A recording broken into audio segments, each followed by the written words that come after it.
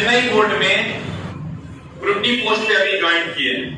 संजोग से इनका एनटीपीसी और ग्रुप डी सेम का गवर्नमेंट वेरिफिकेशन सेम डे में था।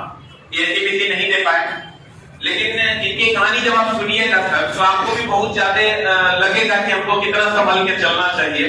और 0 कुछ नंबर से इनको 1.5 साल तक नौकरी से वंचित रखना पड़ा। आप देखिएगा इनके बोर्ड का जो सर कट ऑफ था, मैं थोड़ा सा ब्रीफ कर देता हूं। देखिए मेरे हाथ में है कि ओबीसी कैटेगरी से आते हैं और ओबीसी कैटेगरी में जो कट ऑफ था इनका, पिछले बार जब पहली बार जब ज्वाइनिंग की बात आई थी तब ओबीसी कैटेगरी में इनका कट ऑफ कितना था? 69.10 ये कट ऑफ था। 137 कुछ है, 69.13 इनका बोर्ड का कट ऑफ था ओबीसी का नॉर्मलाइज स्कोर। हम अटेम्प्ट की भी बात कर लेंगे और तब इनसे भी सुन लेंगे। और उस तक इनका मार्क्स जो था, इस बच्चे का यादव जी का जो मार्क्स था वो कितना था? 69.09।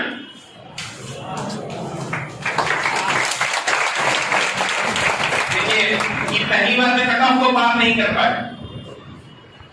69.137 कुछ इनके बोर्ड का कट ऑफ था और इनका मार्क्स अब ध्यान से देखे नहीं, 69.0 नहीं था।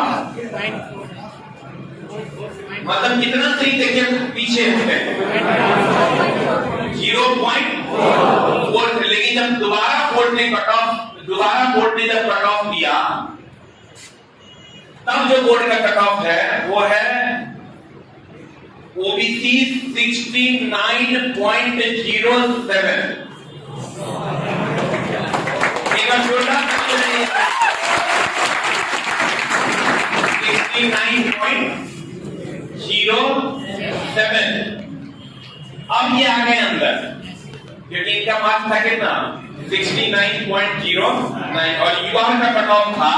अगर यूआर के कट ऑफ की बात करें यहाँ यूआर का कट ऑफ कुछ रहा होगा। यहाँ का जो अभी यूआर का कट ऑफ है वो है 72.64 नॉर्मलाइज स्कोर। ये जो भी हम लिख रहे हैं कि सर बोर्ड का कट ऑफ है। पहली बार में जब ज्वाइनिंग होता है ओबीसी कैटेगरी का 69.13 होता है, बच्चे का कट ऑफ नंबर है 69.09, नहीं हुआ। दोबारा मात्र 8 बच्चों का सिलेक्शन होता है और उस 8 बच्चे में ये बच्चा है, किसान का बच्चा है सर। कहिए कि किसान की वो मेहनत है, इसके मम्मी पापा का कर्म है कि एक क्वेश्चन में इसकी जिंदगी बदल, भले ही लेट से बदल। और इस मात्र 0.04 के कारण या 0.4 के कारण इनको 1.5 साल तक अपने नौकरी से वंचित रहना। मतलब आप समझ रहे हैं, या तो एक क्वेश्चन ये गलती कम करते या एक क्वेश्चन ये बना देते तो 1.5 साल पहले ये ज्वाइन कर चुके हो। ये मेरे हाथ में सर इंडियन रेलवे का ज्वाइनिंग लेटर है जिसके लिए आज आप यहां बैठे हुए, जिसके लिए लाखों बच्चे आज इंतजार कर रहे हैं। और ये ज्वाइनिंग लेटर आप समझिए कि हाथ में लेते ही ना रोआ खड़ा हो जाएगा। चला ये मेरे भाग्य में तो नहीं है, लेकिन तुम बिलीव करो हाथ में अगर तुम ले लोगे ना तो लगेगा कि रोआ मेरा रोंगटा खड़ा हो गया। क्योंकि इस बात से नहीं कि इंडियन रेलवे से पैसा मिलेगा, इस बात से कि इस बच्चे का एक एक बूंद का पसीना है जो तू सोच नहीं सकता। एक एक बूंद बाई बूंद इसने इस पे न्योछावर किया होगा, तब आज जाके इसको नौकरी मिला। तुम्हारे टाइम में तो 1 लाख वैकेंसी थी, तुम्हारे टाइम में कितनी वैकेंसी? 60,000 के आसपास वैकेंसी। हाँ वही 62,000 के आसपास। तो मतलब समझ लो कि सीधा डबल वैकेंसी है और इस बार तुम्हारा होना तय है। बस इसका इंतजार तुमको भी है और हम भी चाहते हैं सर कि एक दिन तुम ये लेकर आओ और मेरे हाथ में तुम दो, ताकि हमको भी लगे कि माँ कसम हम मेरी भी पसीने की कहीं ना कहीं एक छोटी सी नुस्खी भी है। चला इसको फील करके देखो, तुमको भी बड़ी अच्छी फीलिंग्स आएगी। और ये किसान का बच्चा है, ऐसा भी नहीं है कि इंग्लिश मीडियम स्कूल से पढ़ के आया है, सरकारी स्कूल से पढ़ा है। और मधुबनी घर है इसका।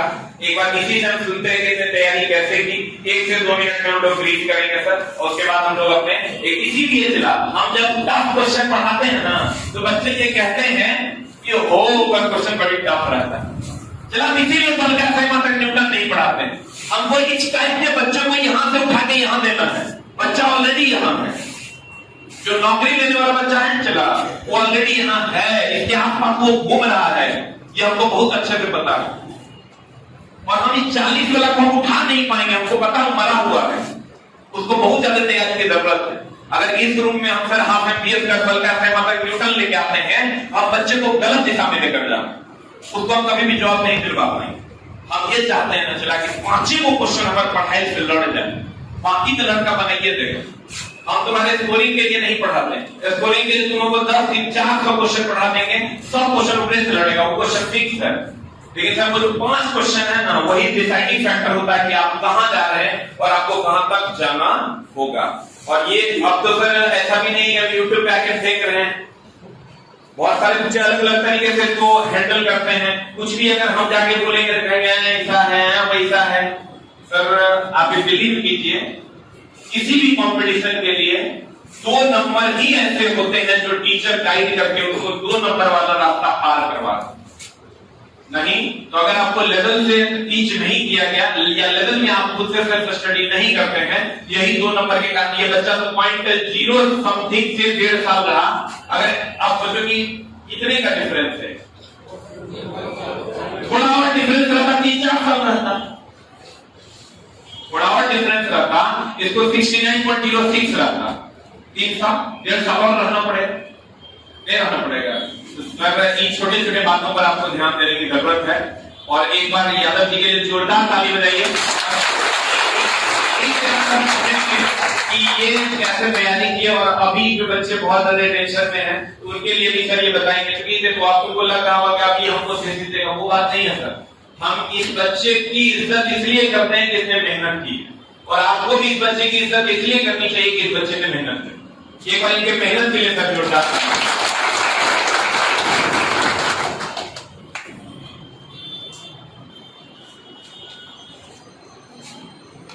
आदमी। थैंक यू दोस्तों।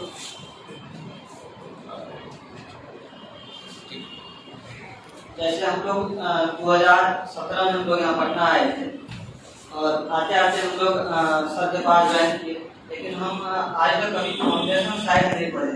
सर के पास जो फाउंडेशन हम छोटा छोटा बैच जो चला रहे थे सर, कभी फिजिक्स का कभी केमिस्ट्री का, वही बैच से तैयारी किए हैं।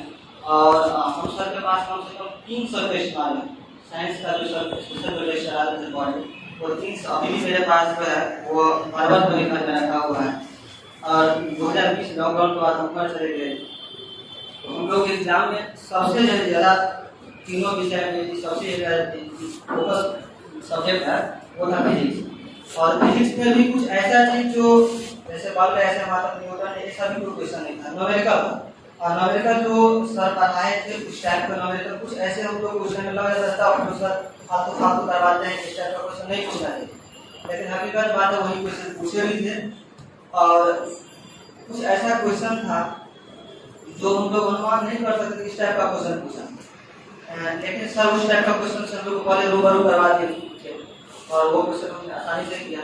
हम एक गलती शुरुआत में किए, जैसे नेगेटिव लिए, क्योंकि नॉलेज फर्स्ट टाइम था और मेरा निगेटिव शायद बता रहे थे, कुछ टाइम मेरे पास मोबाइल भी लिया था जो सुबह सर अटेम्प्ट बता दो बच्चों को। ये अनुमान हम कहते हैं सर, अटेम्प्ट कितना किया? 87 शायद हम बता रहे हैं, दो हो सकता है। 87 अटेम्प्ट था, और रॉन्ग कितना था? 15 या 16 15 प्लस इसका रॉन्ग था। अब तब इसका 15 घटा के कितना हो रहा है निगेटिव काट के? निगेटिव काट के कितना हो रहा है? 67।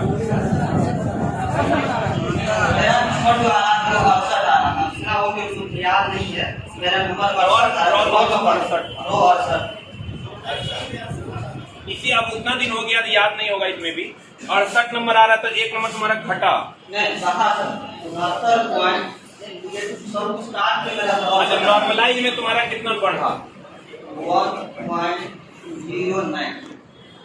ये नॉर्मलाइज होके मात्र इतना बढ़ा, क्योंकि इसका गलती ज्यादा था। चलो गलती ज्यादा था और मेरा क्वेश्चन का लेवल जो है वो मैथ और रीजनिंग का बहुत ज्यादा हाई नहीं, तो इसलिए शायद नॉर्मलाइजेशन मार्क्स कम मिला और मेरे से लगभग 100% का सही था और एक दोस्त था उसका भी नॉर्मलाइजेशन बहुत ही कम मिला। लोग ज्वाइन कर लिया नहीं उसका रिजल्ट नहीं वही का रिजल्ट बहुत ज्यादा पिछले बार की अभी नहीं उसी का हुआ उसका कितना मार्क्स? उसका 70 पॉइंट। यही चला, हम हमेशा बोलते हैं कि लास्ट 1-2 नंबर में ना गेम होता है, और हम जब भी हर दम तुम देखना मेरा कोई प्रैक्टिस सेट हो या मेरे सेट का क्वेश्चन हो, तुमको कभी ऐसा लगा है कि सब क्वेश्चन हम बना देंगे?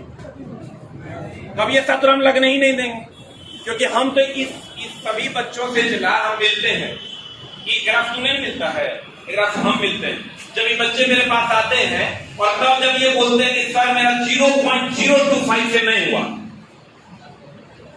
तब हमको ऐसा लगता है कि अगर हम टीचर हैं तो मेरा काम बच्चों को क्लास में खुश करना नहीं है, मेरा काम बच्चों के लिए संपूर्ण खुशियां बटोरना है। उसके लिए हमको तुम मेरा जितना प्रैक्टिस सेट बनाएगा, एक भी प्रैक्टिस सेट में तुमको ऐसा क्वेश्चन नहीं मिलेगा कि हमारा क्वेश्चन धड़ल्ले से सब बनने जा रहा है। सारे सिलेक्टेड क्वेश्चन होते हैं, क्योंकि धड़ल्ले से जो बनने वाला प्रश्न है ना तो बहुत आसानी से बना देगा, ऐसा हमको विश्वास है। और जो नहीं बनाएगा उसका ऐसे भी नौकरी नहीं होना, क्योंकि नौकरी कहां हो रहा है तुम देखिए रहा है 0.01, 0.02, 0.1। अब तुम सोचो पिछला बार का कट ऑफ अगर उसका 69 हो, 69 होगा और 70 में रिजल्ट हुआ, मतलब कितना ज्यादा का वेरिएशन है। इस सब में तुमको ऐसा नहीं कि तुमको डरा रहे हैं, जगा रहे हैं। अब बच्चा अगर 85-87 अटेम्प्ट करता है, ये 5-7 नंबर और अगर कम अटेम्प्ट करता है तो इसका नॉर्मलाइज होकर 5-7 नंबर और बढ़ जाता। लेकिन चूंकि उस टाइम नॉर्मलाइजेशन पहली बार था, पहली बार था तो किसी को उतना आइडिया नहीं था। तो अब इन लोगों के लिए एक बार कुछ और बोल दो कि क्या अभी लोग टेंशन ना लें और पढ़ाई करें, नौकरी कैसे आराम से हो जाता है। तुम पहले क्या सोचता था जब नौकरी नहीं हुआ था, तब क्या लगता था कि हमको भी रेलवे में नौकरी हो सकता है? लेटर आने तक सस्पेंशन, लेटर आने तक सस्पेंशन था। लगता होगा यार हमको रेलवे नहीं बुला सकता। वेटिंग में जब होगा तो गांव घर के लोग सब खूब ताना मारते होंगे, क्या कर रहा है क्या नहीं कर रहा है। जब दौड़ होने के बाद हम लोग आए तो सबको ऐसे दौड़ फैल गया था, जो हो गया नौकरी हो गया। जब नहीं हुआ तो मतलब ऐसे फेंकता है, बहुत सारी बात ऐसे जो गाँव में बोली, क्योंकि हम लोग दौड़ हो चुका था और उम्मीद था कि हो जाएगा, क्योंकि सब भैया बता रहे दौड़ हो गया समझो हो गया, लेकिन ये पता नहीं था इतना दिन ले लेता है। अच्छा, दौड़ होने के बाद फिर मेरिट बनने तक का समझ, क्योंकि दौड़ हुआ होगा और सब बताता है कि दौड़ हो गया लगभग तुम्हारा हो ही जाएगा। गांव में लगभग सब लोगों को पता चल जाता है, और तब जब तुम नहीं जाते तो कहता है अरे देखता है, अरे चला तू समझ। एक दिन उस पर उसी को मिल गया ना जवाब। आज ये बच्चा रेलवे में होगा और उसके बच्चे जो खुद कमेंट्स करते थे शायद किसी आटा चक्की मिल में चक्की चला रहा हो, या नहीं तो रोड पे गप्पे डाल रहा हो। आज इसके पापा कितना फक्र महसूस करेंगे। एक बार प्यारे बच्चों आज कसम खाओ कि आज से 12 घंटा पढ़ोगे ना? मजाक वाला बात नहीं, कसम खाओ, बोलो मैं कसम खाता हूँ कि आज से 12 घंटा पढ़ूंगा। खाओ कसम, चुटका। अच्छा 8 घंटा का तो कम से कम कसम खा ले यार। अभी भी अगर तेरे अंदर का कुछ नहीं लगा तो तू एकदम नामर्द है, तू समझ भैंस है। छोटा तो देख, इतना कम उम्र में आज ये बच्चा इंडियन रेलवे में, इसकी समाज में क्या प्रतिष्ठा होगी तू सोच के देख। आज ये जब चलेगा तो लोग कहेंगे कि ये बच्चा इंडियन रेलवे में। आज जब ये ज्वाइनिंग लेटर ये अपने मम्मी पापा को दे रहा होगा, तब सोच इसके मम्मी पापा का क्या एक्सप्रेशन होगा। कभी उसको याद कर मेरे दोस्त, तेरे अंदर का खून अगर नहीं खोला तो जे तू कह। लेकिन ऐसा नहीं हो रहा है, इसका मतलब तेरे अंदर की सारी चीजें मर चुकी। हम लोग चला 15 घंटा पढ़ते थे ना, 16 घंटा। जिस दिन 12 हो जाता था लगता था किसी का खून कर देंगे। उतना जुनून और उतना जज्बा तेरे अंदर भी होना चाहिए। तू पढ़ ही रहा है, ऐसा मैं नहीं बोला कि तू नहीं पढ़ रहा। मैं चाहता हूं सर 2-3 घंटा और बढ़ा दे, 1-2 महीना का बात है। इतना मेहनत करके जब यहाँ तक पहुंचवे किए हैं, ऐसा नहीं है सर कि आप समाज के वो बच्चे हैं सर जो बहुत ज्यादा मेहनत किए तब यहाँ आए। तू सोच के देखना 10 गो तो दोस्त यार होगा तो 9 गो उधरे रह गया, तू एकलौता यहाँ तक पहुंचा। सर 1-2 कदम और काहे नहीं ले लेंगे हम तेजी से? उसके लिए कुछ नहीं करना, सारी तैयारियां हो चुकी है, बस 2 से 3 घंटा बढ़ा दो। बिलीव करो तुम्हारा इस बार बेड़ा पार हो जाए। एक लास्ट वर्ड सर आप कुछ कहिएगा इनको ज्यादा दी, और उसके बाद हम लोग सर इनको कंक्लूड करेंगे। सबसे ज्यादा जरूरी है सर हिंदी का,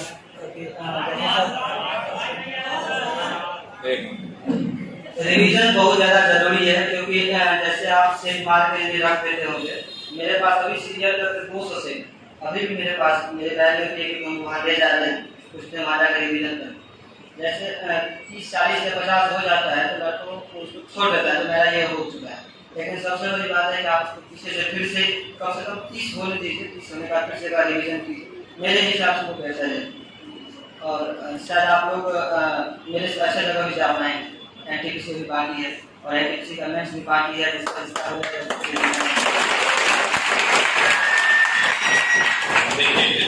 बोला कि आप इनसे अच्छी जगह पर भी जा सकते हैं। लेकिन सर इनके डिपार्टमेंट में भी बहुत सारे एग्जाम होते हैं। अगर आप ग्रुप-डी भी ज्वाइन करते हैं तो डिपार्टमेंटल बहुत सारे एग्जाम्स होते हैं जिसके थ्रू आप आगे जा सकते हैं। एक बार यादव जी के लिए, यादव जी के मम्मी पापा के लिए एक बार सर जोरदार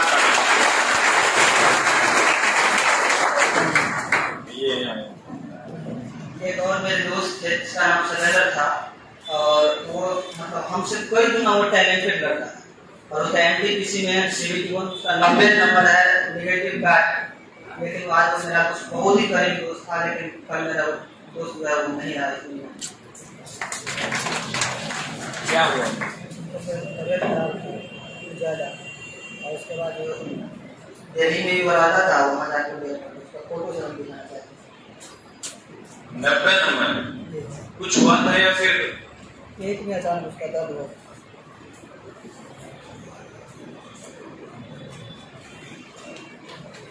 ये लड़का 90 नंबर का एनटीपीसी पीटी में वो रेलवे का तैयारी स्पेशल करता नहीं था। वो मतलब इसका तो हम PCS करें, लेकिन हम उसको ज़बरदस्ती बोले तो दोस्त इस बार भरो, आपका क्लास हम लोग ज्वाइन नहीं किए थे, ऑनलाइन हम लोग ज्वाइन किए थे। चलिए कोई बात नहीं, वो तो मान लीजिए कि सबका अंतिम डेस्टिनेशन वही है, चाहे वो हम हो या आप हो। भगवान उनकी आत्मा को भी शांति दे, और भगवान से हम लोग यही दुआ करेंगे वो जहाँ भी रहें उनकी आत्मा को बहुत ज्यादा शांति मिले।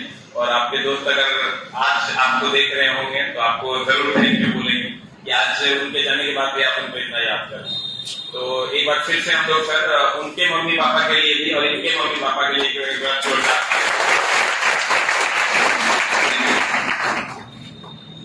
चलिए मिलेंगे फिर हम लोग सर चेन्नई में किसी स्टेशन पे, फिर मुलाकात होगी हमारी।